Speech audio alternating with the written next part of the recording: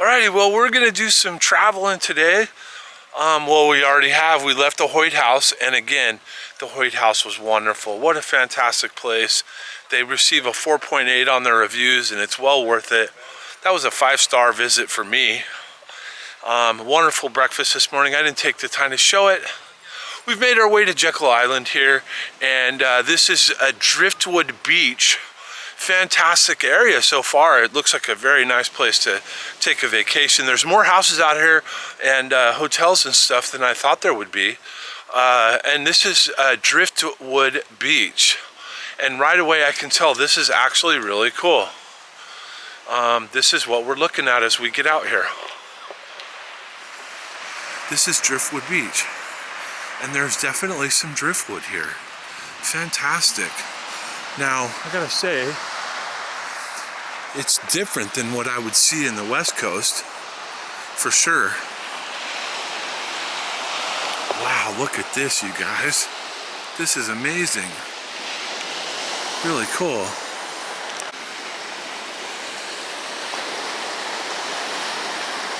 Really neat, you guys. It's a really a shallow entry into the water here, and it's not very active, the surf right now, so it's not coming in too hard. But wow, this driftwood is so cool. There's some palms that have come down, so this water's just making its way up in here and bringing this stuff down. This is great. This gives me a feeling of West Coast meets East Coast here. There's plenty of driftwood out on the West Coast from all the big trees that line the coast there. It's definitely a different environment than the East Coast, but you know, this is great. Absolutely love it. It's an adventure, right? You get out to this place. We had no idea what to think of Tybee Island here. Excuse me, this is not Tybee Island. We had no idea what to think of Jekyll Island. This is Jekyll Island, yes. And yeah, and what to think of it. I think it's a little better than I even thought it was gonna be. Yeah, because there's a lot of trees here. And across this little inlet over there, you have all these nice oceanfront places over there. I'm not sure if that connects to this island or not. Very nice though. He's got some kind of traps in there. So he's done some kind of fishing, crabbing, shrimping, something. That's neat. So we went to an area in Washington, in the very northern peninsula area near the Hoh Rainforest, a town called Forks. And outside of Forks, you might be familiar with Forks because that's where Twilight was filmed out of. And we were there in July. My goodness, we were there in July and it was colder. I mean, I was wearing a ski jacket in the wind. It was colder than it is here in Georgia, and it's January. So you guys, it's so nice. It's actually way nicer today than it was yesterday. There's less wind, it's warmer, but wow, so nice to be able to be here in January and not have it be ice cold. Although I will say it's colder right now than it has been in a long time, probably since I've been here in Florida. It's like one of the coldest times for sure. There's been a couple of colder times, but you know, it's so nice to be able to make a trip like this in January and enjoy the coast. Or at least, excuse me, I've always called it the coast as we call it in the West. Here, this is like a beach. Driftwood Beach. Wow, this is really neat right here. So the water's coming right up underneath this tree over here. And it's basically eroded it away to where it's just, you know, almost like it's just sitting here with all the roots pretty much out. Neat. Whereas you can see the one behind it there has already been toppled. And yeah, this is kind of surreal, you guys. So I got this area over here in a video a minute ago, and I think that's St. Simon's Island actually, with the lighthouse over there. I know I'm gonna get hit by the wave here if I don't watch out. Yeah, and so yeah, I think we're gonna make our way over there.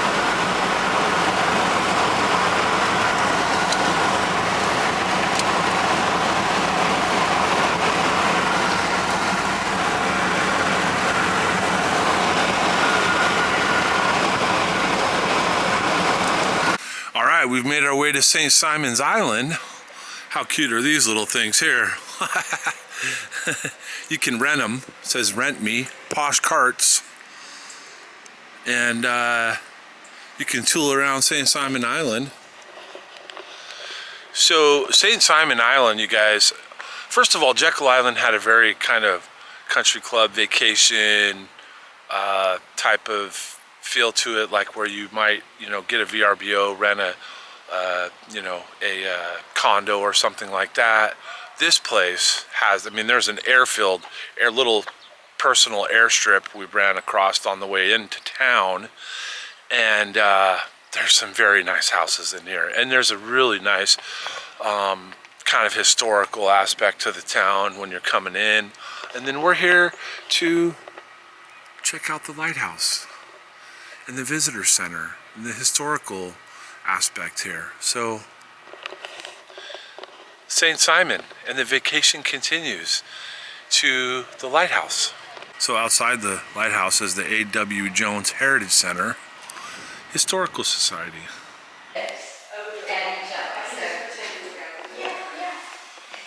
So lots of historical information in here. This is the keeper's residence.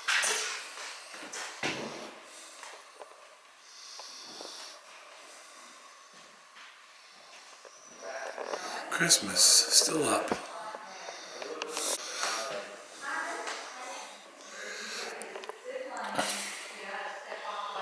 This is a nice little residence here, huh? The different rooms up here. Got a little kitchen here. Place to prepare food and have your way there. The keeper's bedroom.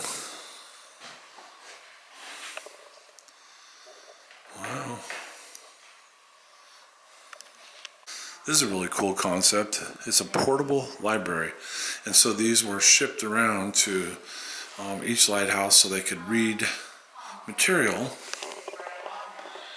And then it would get shipped on to another lighthouse, and then you would get more material from another lighthouse. And so that's a cool idea. Lost on the people in the generation that can just stream whatever they want on a TV or something, right? We're on our way up the lighthouse. It's 126 steps, I believe he said, when we watched the video. There's a little video you can watch. It's like $12 to go in the lighthouse. There is actually another World War II museum that you can go into. You can match this museum, the house we just went in with the lighthouse, and then the World War II museum for $20. We just don't have time because we're on our way to Savannah, so we chose just to do the lighthouse here. Okay, so here we go. This is the staircase. Oh, I've been in somewhere you can actually see all the way up. We're not able to do that, but 126 stairs. Let's do this. And there's a few landing areas, so you get up, you know, a little bit, and a window that you can see out. Ooh, look, they got a little directional there, northwest, east, south. That's neat. So let's continue up. 66 steps to go. Wow. Same side. We're like another 2 stories up, and that's our view. The last little bit they let you go up here, the stairs get really tight. Okay, right across over there is where we were earlier when we went to the Driftwood beach. Literally right there. And I took a picture, or a video should I say, of this lighthouse when I was over there. It's about a mile, it said. across this harbor here. St. Simon Island. Look at this place over here with the rooftop deck. Wow, that's sweet. With some loungers. I'm sure it's like a residence where you can, maybe a B&B or some kind of hotel or something. I know this place is over here, and that right there is as well. So, fantastic. So here is, and it's always unfortunate that you can't do this last little bit right here and they block it off. Every lighthouse I've been in kind of does this. But with my long arms, I can show you what it looks like up there. A little something that if you're a lighthouse enthusiast or buff, you know, I've been up the West Coast, and we were just talking that we went to you know, some lighthouses in the West Coast, and they're smaller, they're not as tall. And the reason is, apparently the light has to be at a certain height to shine out, right, to a certain distance and apparently you can see this light up to 20 something miles away from here out in the ocean. So that's pretty good. But the reason that the lighthouses are shorter in Oregon is because there's elevation on the land around the ocean. It's so flat here, okay? You're at sea level basically right here, okay? I mean, if you look, the water's right there. There is no actual hill. It's, you know, it's land, water, right here, boom. So that's why they're shorter in the West Coast. The lighthouses are not as tall. So, you know, and I didn't even really know that until we went there, and my wife was like, hey, you know, these are kind of short. And I thought, why? I wonder why. And so we found out that that is why. So it's fun to come and check these things out, a little history. And we're going to do some more history searching and seeking when we get into Savannah. This is John Wesley Church. And so John Wesley came here to minister to the soldiers at Fort Frederica. And he is kind of an early pioneer of the Methodist Church. So again, more history. Fascinating. He has a gardens here. They have a gardens that is in memory of him. You guys, so this is we're talking 1700 when this guy came to Georgia. It's a while ago, huh? And so this is a memoriam for John and Charles Wesley. Wow. 4 presidents have been in this building. Most of them have a little plaque. Calvin Coolidge sat right here when he was here. He was friends with the developer of Sea Island, Howard Coffin. Woodrow Wilson was here. We don't have a clue where he sat, but we have a picture of him coming out. Jimmy and Rosalind Carter were here quite often. They sat here. And then George and Barbara Bush on the second row, they had celebrated their honeymoon at the Cloister on Sea Island and came back for their 50th wedding anniversary. How about that? Yeah, I love the stained glass. It's really neat. So this is the church we just walked into. This is across the street from the John Wesley Church. We walked through the gardens, across the street, and this is where we ended up. Gave us a little history. We've had 4 presidents sit in here, from Coolidge to Carter, the Bushes. Fantastic. So there's a cemetery outside of this church. Wow. And we're talking early 1800s. Yeah. The craftsmanship in that, and I don't know if I caught her saying it while I was videoing, but tongue and groove, no nails used. The wood that's in there is actually, that's the patina of the wood. There's no stains, no nothing. Original, 1800, amazing.